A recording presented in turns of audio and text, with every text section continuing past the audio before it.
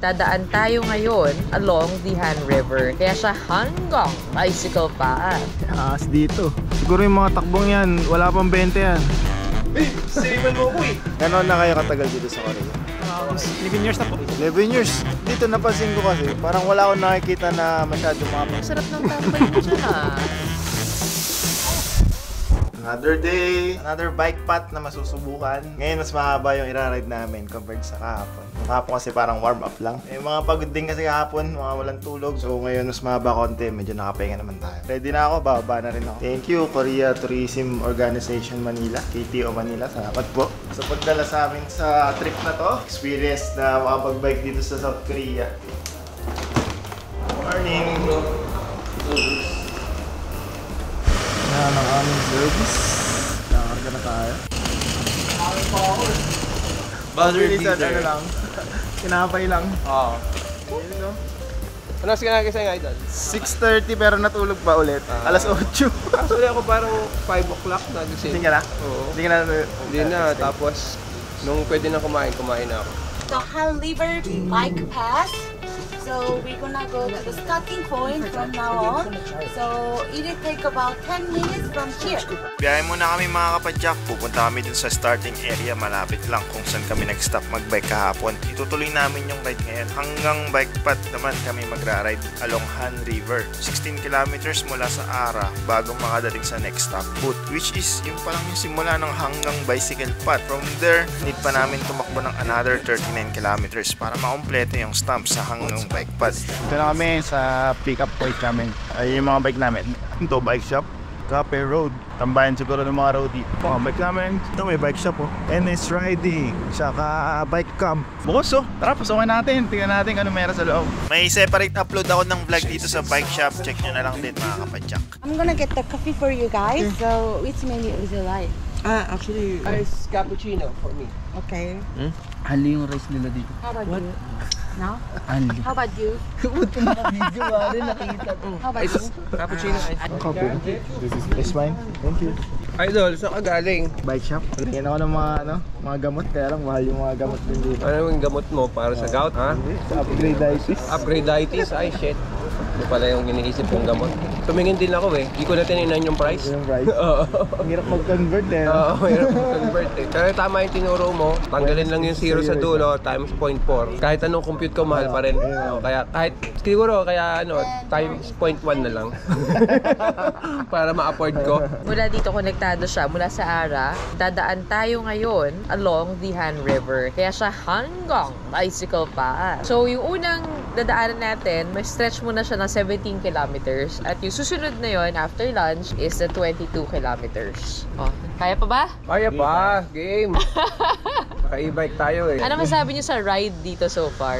Kakaiba dito, kahit weekday, sobrang dami na nagbabike. Sa No? atin, Buong day, no? sa atin weekend mo lang makikita yung peak ng madaming nagra-ride eh. Dito kahit weekdays, ang dami pa rin nagbabike. Tsaka umaga lang. Pagka Umaga, riders ng weekday, umaga mo lang makikita. Dito, kahit Hindi. weekday, kahit in the Tanghali middle of the na. day. Ang dami pa din. Ginastosan talaga nila yung cycling infrastructure dito sa Korea. Kasi natutuwa nga ako kasi parang di Invest sila natin talaga. kailangan makipag-gitgitan sa mga kotse. Yes, so yun yung napansin ko. Tsaka nakakatuwa. Safe na safe. Tapos meron silang mga lane markers, mga road signs. Daig pa yung highway sa atin? Hindi, pero alam mo kung ano talagang nakakatuwa? Itong passport na to. Kasi pag nakikita mo, parang nanggigigil ka. Gusto mo yung connectahin lahat ng stops. Gusto mong tapusin. Yung pala yung point niya. Ang galing nga. Tapos, parang nakakabitin pag hindi mo inabot hanggang dulo. 2 pages pa lang yan ha. First 2 pages pa lang yan. Nakita mo ba to? Ayan o. Ang dami po. 600 plus kilometers. 600 plus kilometers. Maraming kape to. Buti na lang mura. Alam mo bang ano to? 46 pesos lang to. Ay talaga? Oh, mura. Sa atin. Tapos yung large size niya is 60 pesos. Oh, Sa atin mga Talaga? 120 na to. Oo. Siyempre dito galing yung masarap na kape. Masarap na kape nila dito eh. Sarap, sarap. Sige, damihan nyo Okay. na yung pag-inom. Ay, tapos na! Tapos na. Tapos na ako actually. Let's go! Let's Gigil go! na eh. Titirahin namin yung hanggang bicycle path ngayon. Nihira-ride natin. Ito pa din ang gagamitin ko. CR lang din muna ako. Ito yung coffee shop na malapit dun sa may dalawang bike shop na pinasok natin. Aesthetic na aesthetic, grabe. You know. CR nila. May nakaiwan ng cellphone, no? Sa atin, mawawala na yan. Pagkain ganyan. Thank you, Budu, sa always na support sa akin. Gamit ko ngayon yung cycling cap nila, tapos ito, shorts. Ayoko magbakat ngayon eh. Oras natin ngayon is 10:24 sa Pilipinas, 9:24 AM.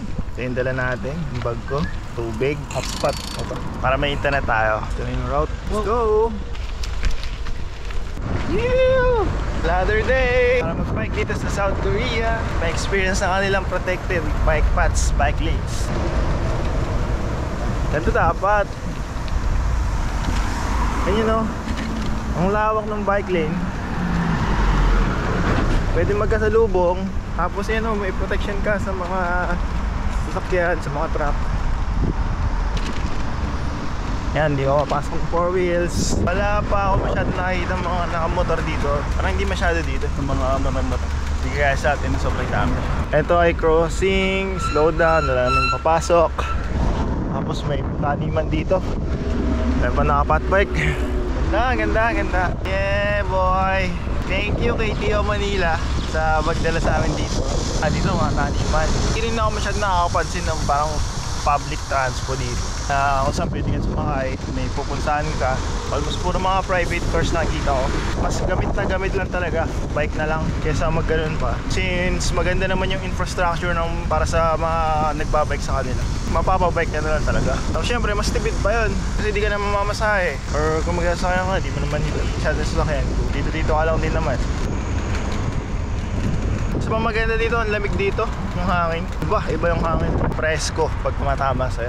Ayun, may daan dito sa baba, tapos meron dito sa taas para sa mga sakyan. Yung mga nagbabike, eto.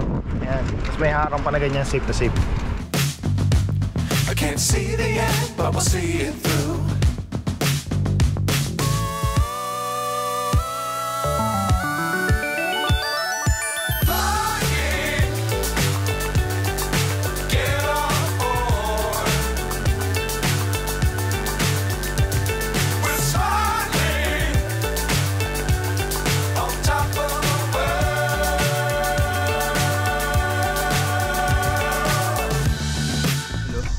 Uy, naka-slam mo.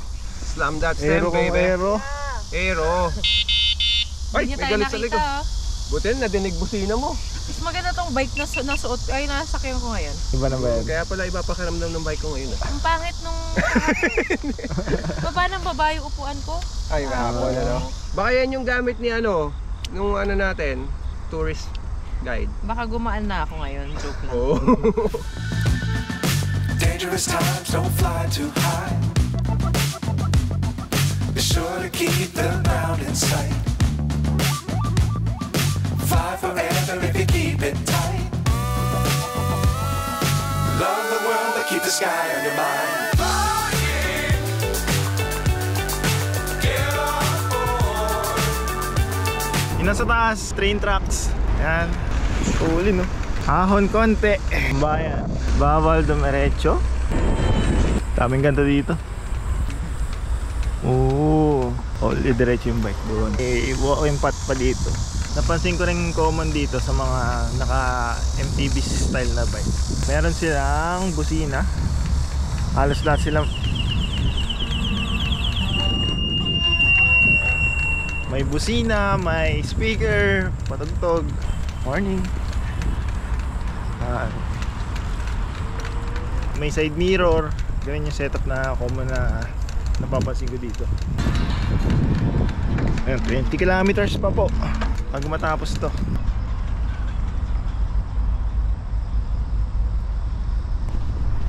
Stick talaga yun, yung triangle na bike.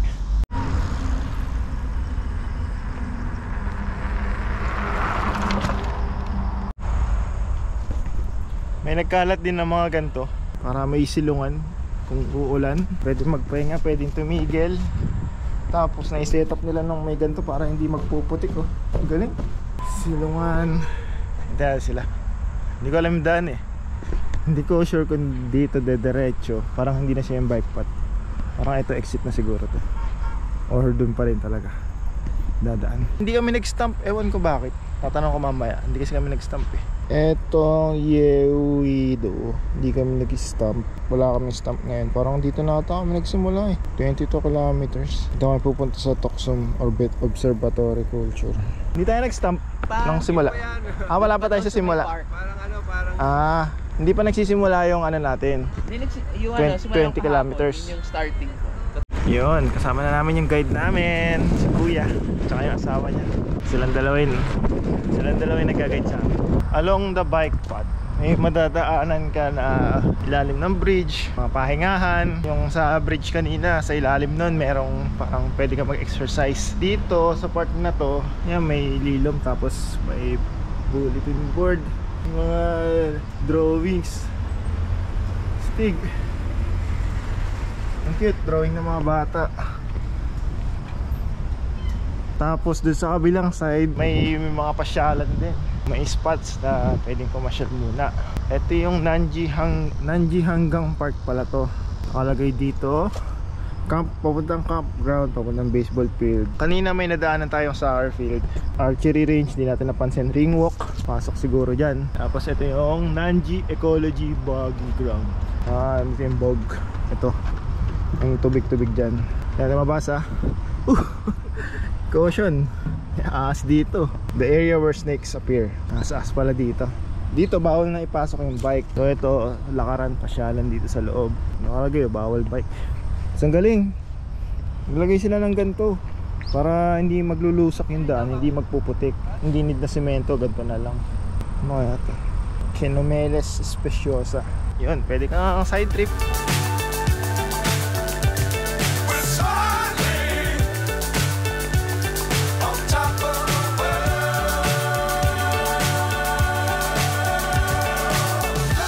Sa area na nadaanan natin yung baseball field nila. Tapos dito quality, meron silang skate park.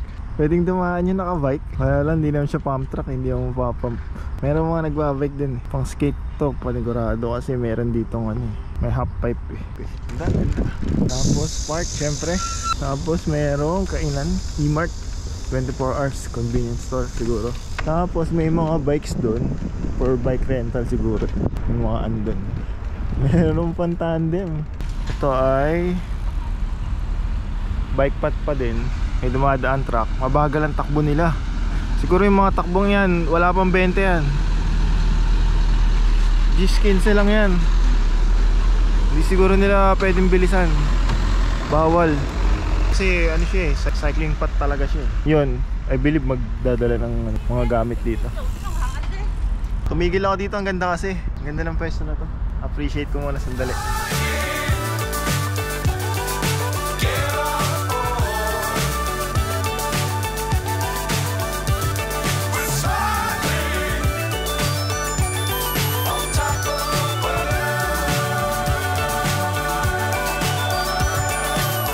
Dito na kami. Joy.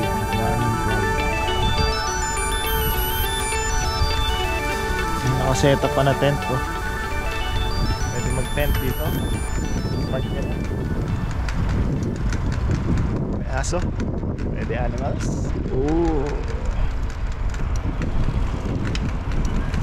Ngayon ay Martes, weekdays. Napakarami pa rin nagbabike. Oras natin mag-aalas 12 na. Dahil pa na sa labas para magbike. Sa atin mga gantong oras napakainit. Pero dito hindi mo masyadong ramdam. Malamig yung ano dito. Overtake natin si Auntie Ahol. Nag-break away na po. Nag-break away. Sakit sa mata mag-aay na. Dito ilalim ulit ng tulay. Yun o, yung mga exercise equipment. Bago pa, mga nakabalot pa. Naayos pa dito. Pero kaka-deploy lang. Yun yung mga gumagawa, naka-lunch break sila.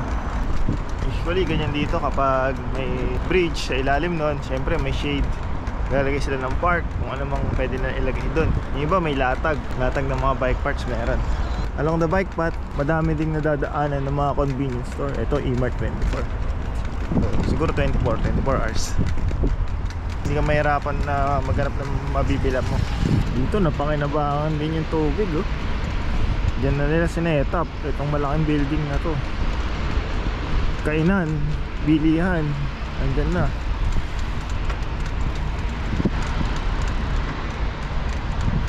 Tapos ito, may police station din. CR, madami din. Wow. Battleship.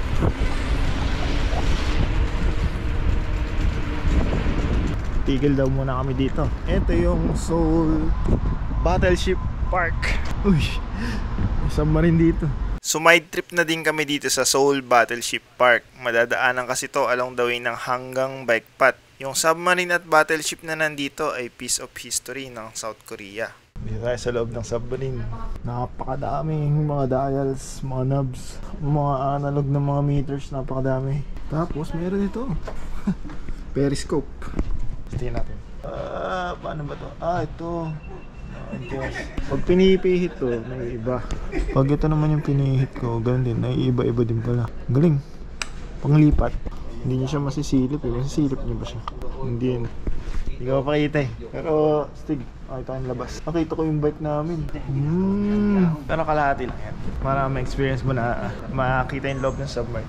Yan, bukas naman yun. Pero ito rin yung actual na. Mga drawers dito. Yan. Tulugan, nandito na rin.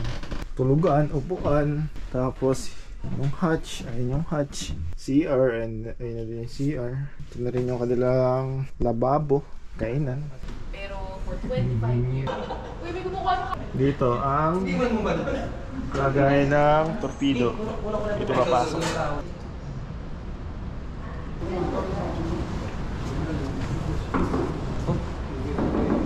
Tao po.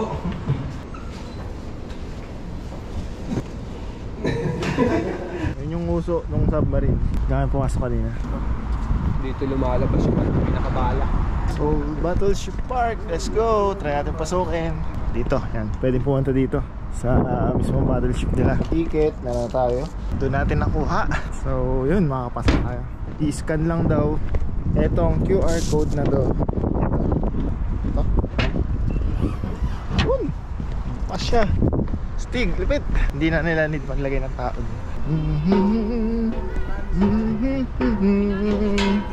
Wow! Ito pala yung ano yung missile launcher. Laki nito. Meron pa, dahil pa mga ano dyan tumitira. Ito sa inyo kanilang ano, satellite. Dahil may bridge pa. Ooh! So pwedeng pumasok dito. Dito ang Captain's Bridge. Steering wheel. Navigation. Po tayo. Pwede ba? Pwede, huwag mo nang Pwede, patakbuhin. Yan oh. Dito yung pinaka-tourist. Dito ang opisina. Dito sila nagbabasa ng mapa. Huwag natin masyado iliko kasi baka mag-reverse. Ganyan lang. Kaya nila. Tsaka isang baba. Communication. Dito, babang-baba. Ang dami, lalim. Lalim. Ewan ko na. Nakaka-claustrophobic ako. Power room. Ang baba. Eh! Sinipan mo ako eh! Yan yung battleship mo, idol. Okay mga idol, kasama natin ngayon si Andy Ahon. Nandito tayo sa may Manila Bay. And interviewin natin siya tungkol sa napakagandang bagong gawang cycling park dito sa Manila Bay. Kumusta Andy Ahon? Okay siya, okay. Swabe. Sarap. Swabe, Oo. malinis, no?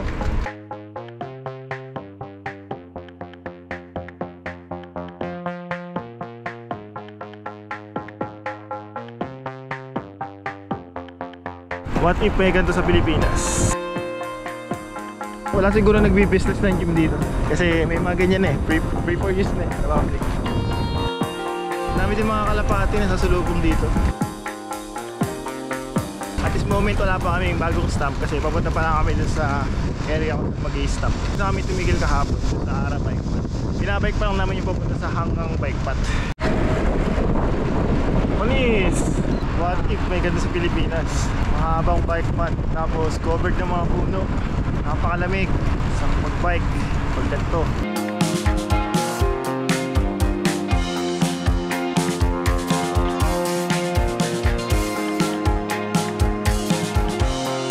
Takbo namin maintaining 21. Nag-breakaway sa amin yung matanda. Tabi. Tabi daw, tabi. Tabi. Nag-breakaway si Lolo sa amin. Ano lang, ordinary bike lang gamit. Maintaining namin 21 kanina. Eto 21 to, takbo namin. Nuling Skate Park. Ito. Tumigil kami. Lumampas na kami sa area na to, bumalik lang kami. Kasi nakakaramdam kami na mali yung dinaanan namin. Umuna kasi kami doon sa aming guide. Pasaway. Dito rin sila dadaan? Kasi baka dumiretso tayo sa lunch. Sarap natin ba? Dito, yan parang ano. Yan, meron silang bike rental. Tapos, walang tao. Fully automated na. May CCTV lang. Tapos, may display. Pipindutin mo lang. Lagay mo yung card mo. Tapos yan. Bike na pwede mapagpilian. Hindi, may tao rin pala. Tapos yan, rental charge 3,000 won, 1 hour. Bali, pag convert natin, nasa 100 plus lang pesos. Tapos 5,000 won. Pag i-convert natin, nasa 200 plus. Dito yung pricing nila. Single yan, tandem pwede rin, mas mahal konti, 200 plus 1 hour. Mura na, MTB. Mura na. Mura lang. Mas may tubig pa dito. Tapos ito pala. Ayun yun, nandun sa booth. Sila magre-rent. So tulay, Hinati. Alam mo, mas malawak pa tong daanan ng para sa bike kaysa doon sa sasakyan. Grabe, solid. Sumabot pa. Para sa bike, tsaka para sa tao.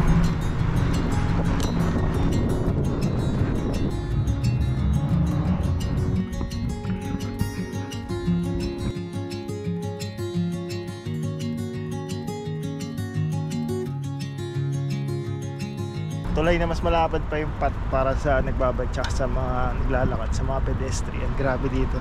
Papunta kami sa kakainan namin. Magla-lunch daw muna kami. Let's go! Oh, may balyena dun oh. Wow! Ito, Barati. Kung bawal ata magbike dito, dapat akain. Baka maiwan.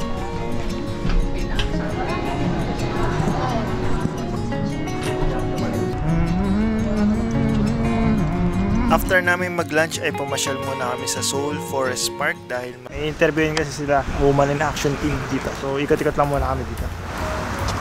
Busog.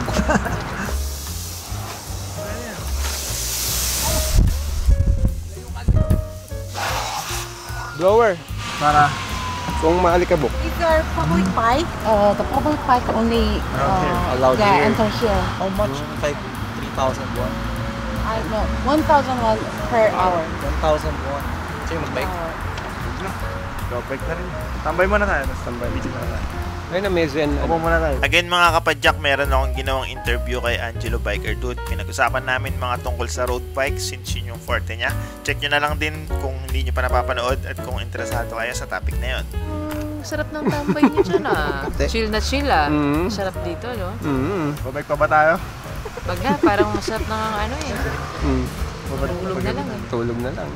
Hindi, punta tayo doon sa last ang last na passport. Gusto ko ng kape. Naghanap na naman ako ng kape. Si Dustin nagkape na. Si Dustin, nag-Starbucks na. Talaga? Meron? Oo, meron. Gusto ko ng kape. Tara daw. Pinopromote niya ang Korea Cycling.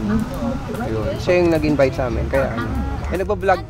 Nagpa-vlog kasi kami, tungkol sa bike. Saan di pa pala Yung kanila, kay Gretchen Hona Channel, tsaka sa TV. Women in Action. Sa amin, sa sarili namin vlog. mga vlogger kayo kung baga kang dalawa. Sa bike. Siya yung pinakamaraming subscriber. Ano, Tapos ako yung pangalawa. Anong name? Pakaisun. Ganon na kayo katagal dito sa Korea? 11 years na po. 11 years. Dito napansin ko kasi, parang wala akong nakikita na masyadong mga public transport. Sa Pilipinas kasi, madami jeep, mga tricycle, ganun. Dito, ano yung main na sinasakyan ng mga taga-Korea?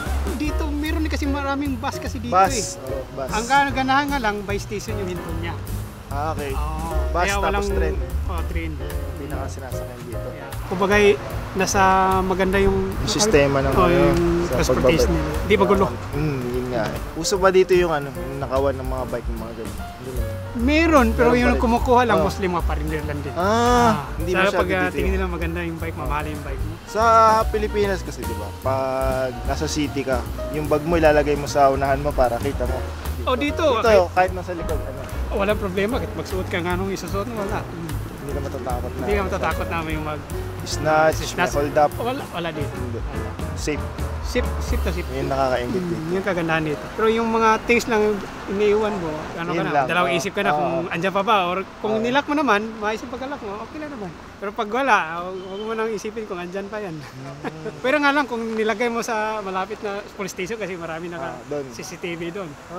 Okay. Dapat may nakalagay na CCTV kung saan mo gusto ilagay yung gamit mo. Kung nawala, may matrace ka. May mag-trace. Sa Pilipinas kasi, karaniwan, yung mga tulay, ang dami mga nakatira. Dito napansin ko, ang dami namin nadaan ng mga tulay. Parang wala doon mga tumitira ng mga homeless, mga ganun. Oh, wala. Wala pa akong nakikita dito. May homeless dito, marami din. Marami din. Pero hindi dito nagkalat sa... Hindi akalat sa mga park. Meron silang Marami area. dyan sa mga station. Meron pa rin. Malaking station. Sa bandang Seoul Station, doon maraming homeless doon. Nandun. Pero yung homeless kasi dito, hindi talaga yung walang-wala. Yung pagkasimula nila, pagsilang sa mundo, walang-wala. Hindi. Ang iba kasi dito, yung mayayaman. Na ano lang yung otak nila, parang napariwara sila. Sa dami nilang problema, gusto nila lang yung mayayaman yung mga mayayaman pa rin yun. Hindi kailangan manghingi-hingi. Sa atin sa Pilipinas kasi pag mga ganito, ang daming mga hihingi sa'yo, mga bata. Dito wala masyado. Meron din. Meron pa rin. Hindi talaga yung mga bata, wala dito. Yung Muslim homeless dito, yung matatanda na. Pero wala yung mga lilimos, mga hihingi ng pera. Wala. Meron din, pero for donation lang. Hindi talaga yung pagkain. Hindi. For donation lang may nalagay siya. Formal na ano. Kuya Eric, salamat Kuya Eric. Nice to meet you po. Gano'n ka nakatagal Kuya dito sa Korea? 是我新校Yeah. yeah. Basta kakatawa ito yan. Yay! Unlock! Tatlo! Yay! Kala ko tatlo. Isa lang. Mamaya yung dalawa pa. Yay! Dito kami ngayon sa Toksyom Observatory Culture and Complex. Napakadami nagbabay. Ayun, pangarap pa lang kami. Tapos pwedeng mag-walk ng aso. Tapos banda dun, daming mga nakaupo sa grupo-grupo.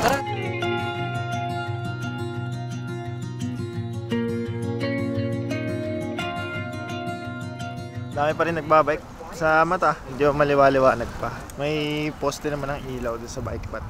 Etong camera ko lang talaga. Sagad na yung ISO. Ganyan. May nagsusumba tapos wall climbing. Banda doon.